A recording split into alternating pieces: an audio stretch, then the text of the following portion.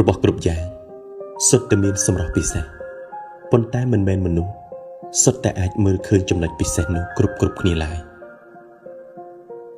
2. ភាពស្ងប់គឺជាមិត្តពិតប្រាកដនិងស្មោះត្រង់បំផុតរបស់អ្នក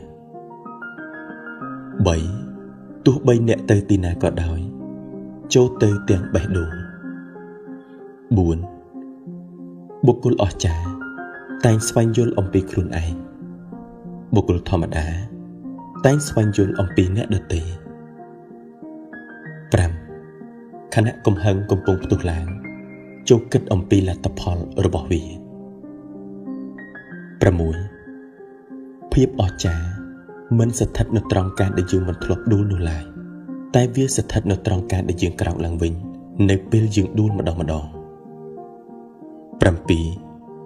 ការដឹងអំពីទំហំនៃភាពល្ងង់ខ្លៅរបស់ខ្លួននេះគេហៅថាបញ្ញា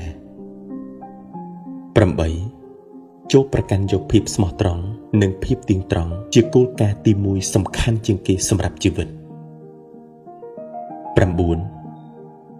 អ្នកអាចភ្លេចអ្វីដែលខ្លួនឮអ្នកអាចចាំបើអ្នកឃើញវា